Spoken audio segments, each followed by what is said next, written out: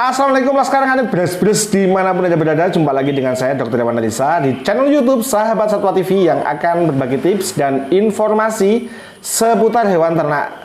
Laskar Nganit spesial saya bikin video pendek untuk membahas satu pertanyaan tentang tali pusar, merawat tali pusar bila ada benjolan seperti apa. Siap, jadi pertanyaannya adalah dari Ade Pratama Putra, bertanya, salam ngarit bos, dari Kebumen, pedet saya usia 5 bulan, pusarnya terjadi benjolan, sudah saya panggilkan mantri, tapi sudah sebulan ini belum sembuh. Oke, tolong minta solusinya Pak Dokter untuk menanganinya. Oke, Laskar Ngarit Bres-Bres dimanapun Anda berada. Dari pertanyaan ini saya akan menguraikan menjadi 5 bahasan. Yang pertama adalah jenis-jenis benjolan pada pedet. Siap. Yang kedua, cara membedakan itu apa-apa-apa. Oke. Yang ketiga, cara menanganinya. Yang keempat, kemungkinan sembuh atau tidak dan berapa lama sembuhnya. Oke. Dan kesalahan-kesalahan peternak saat terjadi benjolan pada tali pusar pedetnya. Siap. Laskar Nganit Bres-Bres dimanapun Anda berada, jangan lupa please like, subscribe, komen, dan bantu share video ini biar menyebar ke seluruh peternak di Indonesia. Saya akan membahas satu persatu. Yang pertama, jenis-jenis benjolan. Bila pusarnya pedetnya jenengan itu ada benjolan, itu ada beberapa kemungkinan. Kemungkinan yang pertama adalah abses. Abses adalah benjolan ya yang terjadi di tali pusar. Isinya itu adalah cairan sel darah putih atau sel darah merah atau nanah atau percampuran semuanya. Abses ini penyebabnya adalah proses kesembuhan yang tidak tuntas, infeksi bakteri, dan itu terbiarkan sehingga masuk ke dalam lapisan kulit, terjadi timbunan nanah, dan ketika ini ditusuk yang keluar adalah darah dan nanah. Itu abses. Kemungkinan yang kedua adalah omfalitis. Omfalitis itu adalah kondisi di mana terjadi infeksi dan kerusakan pada tali pusar dan kulit di sekitar tali pusar. Laskar Ngarit, omfalitis penyebabnya sama seperti abses, atau bisa dikatakan omfalitis adalah stadium awal sebelum terjadinya abses. Siap. Yang ketiga, Laskar Ngarit, adalah miasis. Miasis adalah omfalitis, abses yang tidak terurus, pecah sehingga masuklah lalat, bertelur di sana dan menjadi belatung. Oke, dan yang keempat adalah hernia. Hernia adalah di mana si lubang tali pusar ini, oke, lubangnya pedet, itu ketika proses menutup dia tidak bisa menutup karena memang bisa cacat atau karena adanya infeksi, sehingga saat waktunya menutup dia tidak menutup. Yang terjadi apa? Usus dan lemak atau penggantung usus dia keluar melalui lubang yang disebut annulus hernialis sehingga dia ngantong terbentuk benjolan. Laskar Ngarit. Oke. Dan yang kelima adalah terbentuknya jaringan ikat terbentuknya jaringan ikat yang menebal akibat proses kesembuhan, proses cuplak, proses pulihnya tali pusar ini terhambat oleh infeksi. Laskar Ngarit. Oke. Siap. Yang kedua, bagaimana cara membedakan antara abses, omfalitis, miasis, hernia, dan terbentuknya jaringan ikat? Bila abses, ketika kita tekan, maka dia keras, tetapi masih terasa seperti ada airnya. Ketika kita dorong, dia tidak masuk atau dia tidak hilang, tidak masuk ke dalam. Itu abses. Bila omfalitis, belum terjadi bengkak seperti abses, belum terisi cairan, tetapi sudah busuk, sudah bengkak, dan aromanya sudah tidak sedap. Bila miasis, kita bisa melihat di situ ada lubang 1-2, dan ketika kita ambil itu ada belatungnya. Bila hernia, ketika kita remas, ketika kita dorong ke atas, si usus atau lemak ini dia akan masuk ke atas, akan hilang.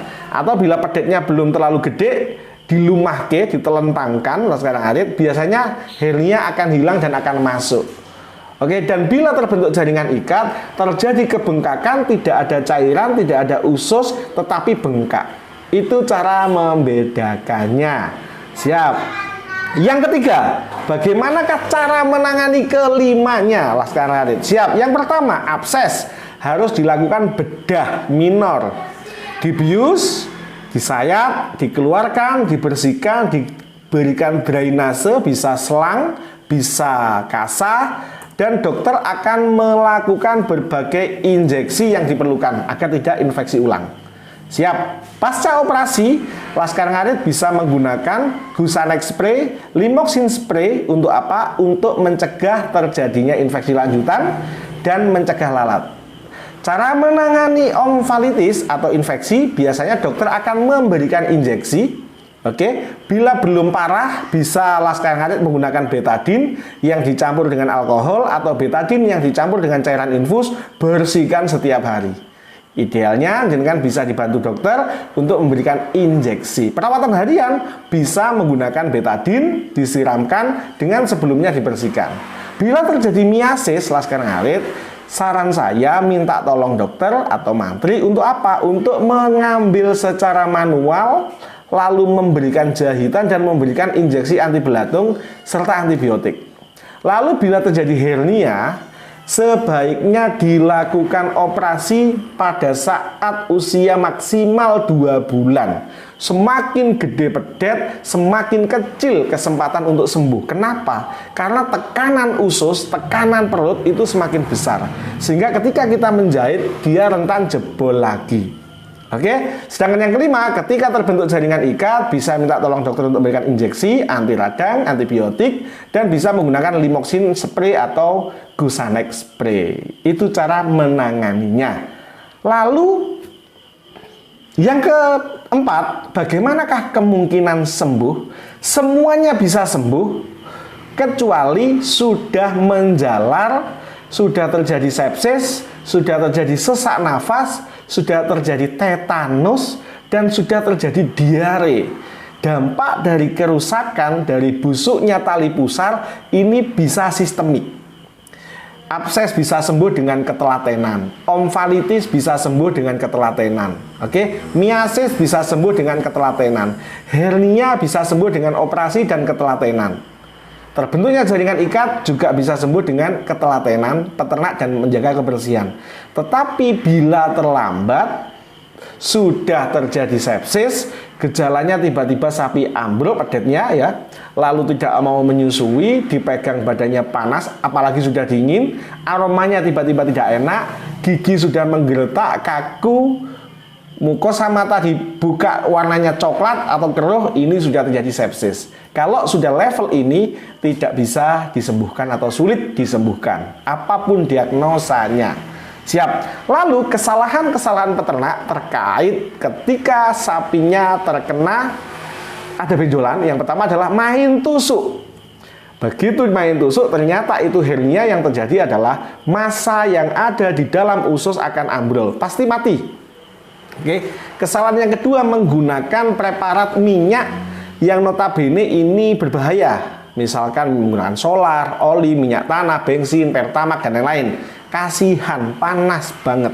Saya pernah membantu membersihkan kucing dari aspal. Ketika kita ketetesan thinner, itu kita sakit banget, panas banget, apalagi itu daging. Oke. Kesalahan yang ketiga adalah menunda. Jadi ketika jaringan sudah busuk, jaringan sudah rusak, sudah kena solar, sudah kena bensin, sudah kena oli, baru manggil dokter. Nah, ini terlambat. Jadi itu kesalahan-kesalahan dari peternak yang terjadi ketika sapinya muncul benjolan. Siap, Laskar Ngarit beres-beres dimanapun Anda berada. Matur nuwun, 10 menit kita membuat video ini untuk satu pertanyaan. Siap, semoga pertanyaannya terjawab dengan baik, memberikan manfaat. Matur nuwun, lemah teles, jangan lupa please like, subscribe, komen, dan bantu share videonya. Sekian, wassalamualaikum warahmatullahi wabarakatuh. Laskar Ngarit beres-beres semangat.